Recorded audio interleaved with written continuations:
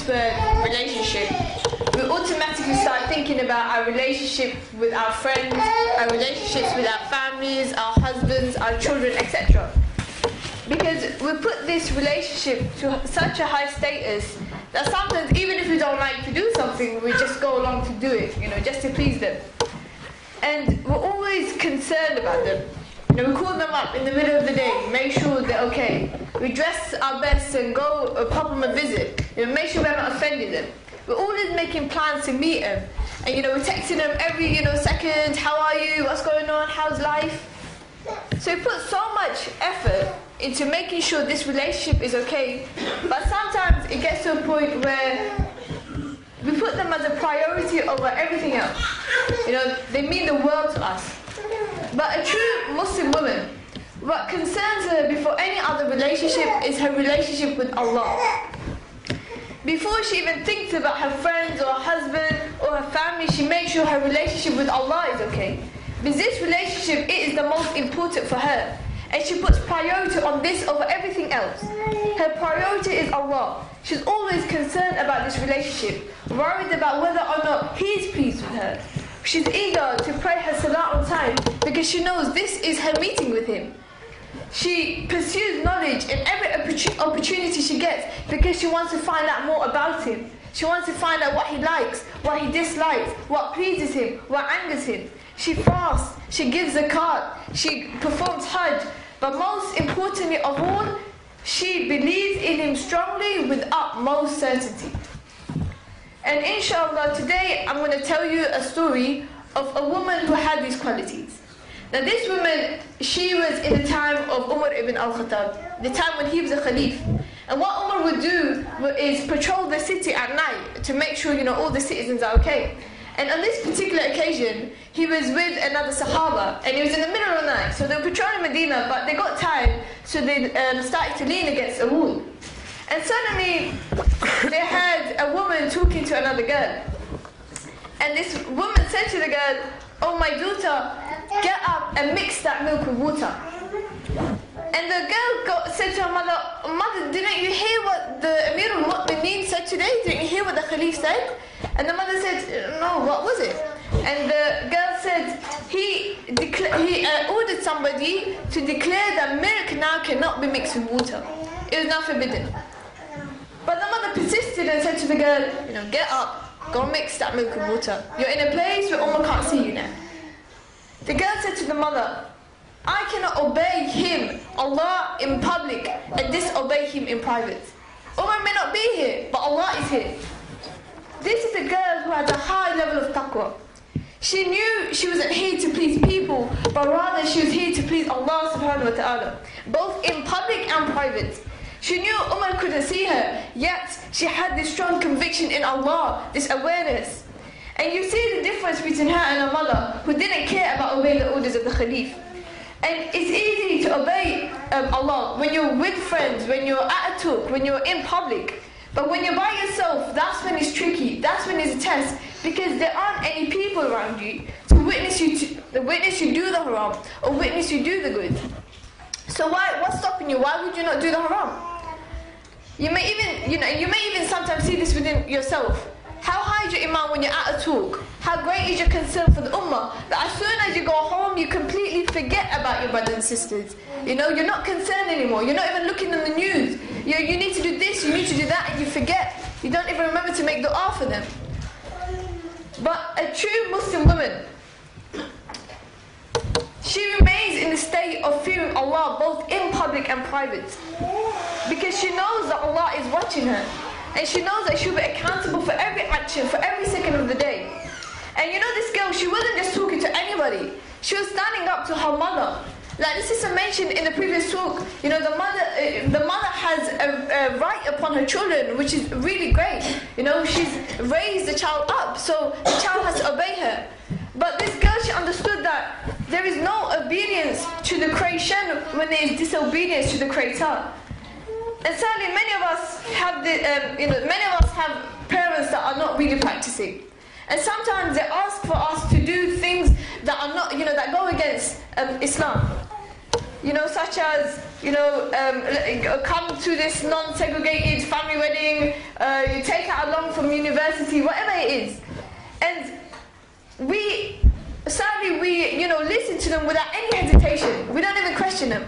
And this just shows the lack of conviction we have in Allah. Because when our parents tell us to do something, we're so scared we do it without question. But when Allah orders us to do something, we hesitate, we delay, we take our time.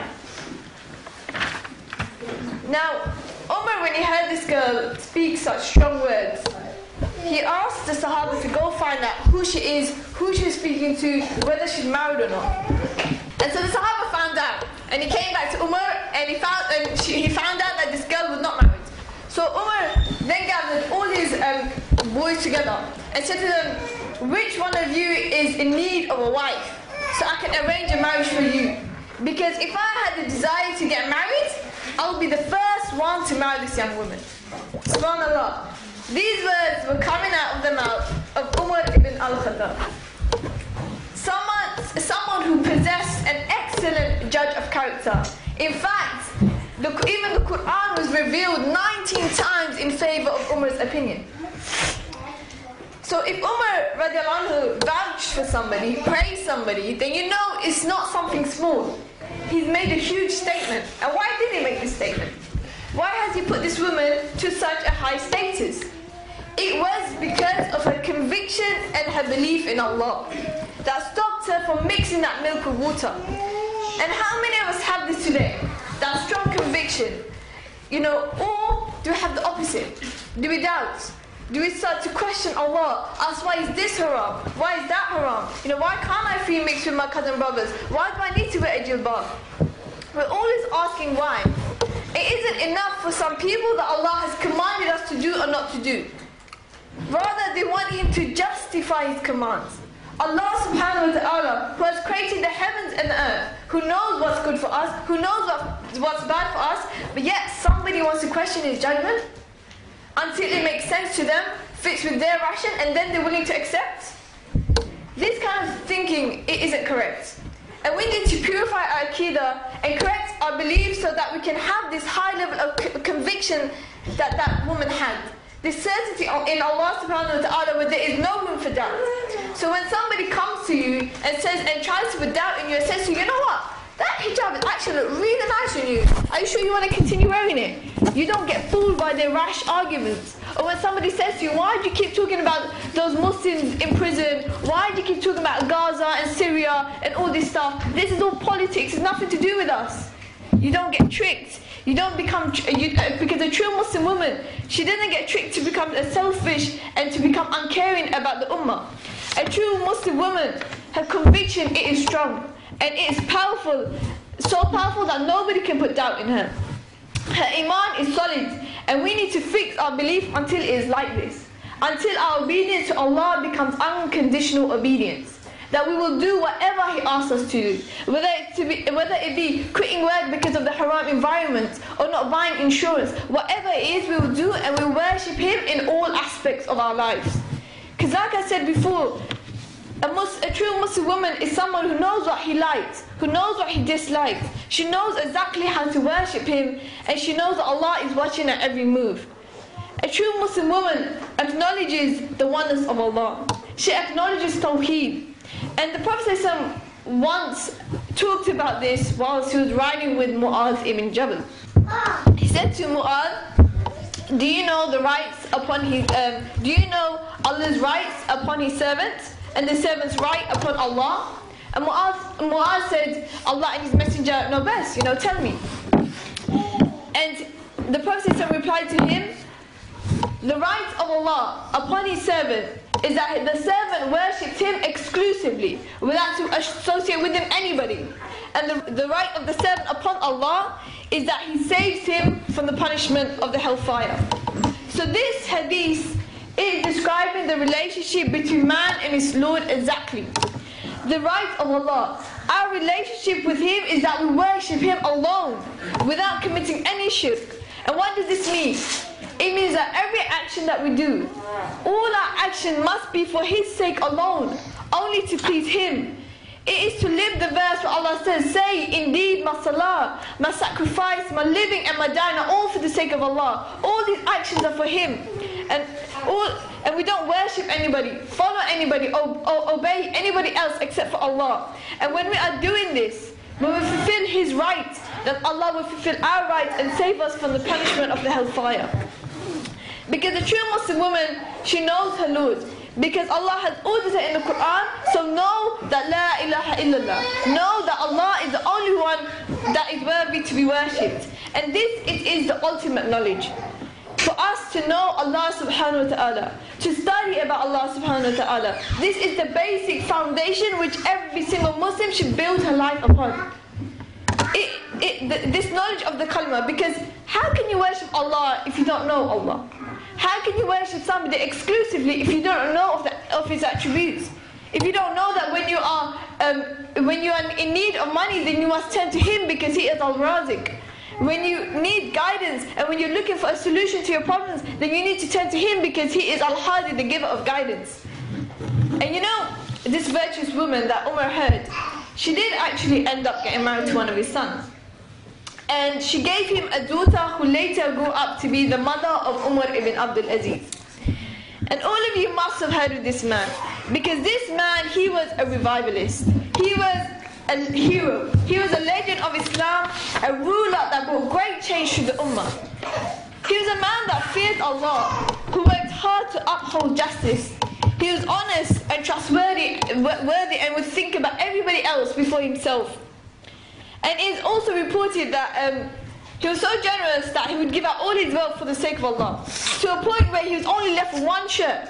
And his people started to realize this when he was getting late for the Friday Salah all the time. And they realized, and why was this? Because he had to wait for that one shirt to dry after washing it. It's the only clothing he had. And all of this started because of the conviction and the strong belief of that woman. Because beliefs are what differentiates a Salahuddin Ayyubi to a layman. Beliefs are something that causes some people to become heroes, whilst others lead a life of quiet desperation. These beliefs are what directs some to the gates of Jannah and others to the gates of the hellfire. And it should be a lesson for us that we should never underestimate our belief in Allah subhanahu wa ta'ala. Because the stronger and the higher our iman is, the more of an impact it will have on our actions and our lives. And we need to remember that this religion, it is salvation for us. And everything that Allah has ordered us to do is because it will bring us benefit. And everything that Allah has forbidden us to do, it is because it will cause us harm. So this La ilaha illallah that we testify, it shouldn't just be restricted to our hearts and our tongues, but rather in our lives. And this shahada shouldn't just be practiced in our homes, but rather we should call for it publicly. Make everyone aware of this reward so they can also benefit and save themselves from harm. But living this shahada, achieving this tawheed, fulfilling the right of Allah isn't something easy. It's very difficult. And that is why the reward for it is immense. The reward for doing such a deed is Jannah. And we need to keep our eyes on this prize. And we need to encourage ourselves to live the kalima in all spheres of our lives. To worship, follow and obey none but Allah, without to compromise or to give up. We need to stay true to this declaration so we can see the rewards in this life and the hereafter. So our children could grow up to become like Umar ibn Abdul Aziz. So we can know that we did work towards the victory of Islam. Because it is the true life of a Muslim woman.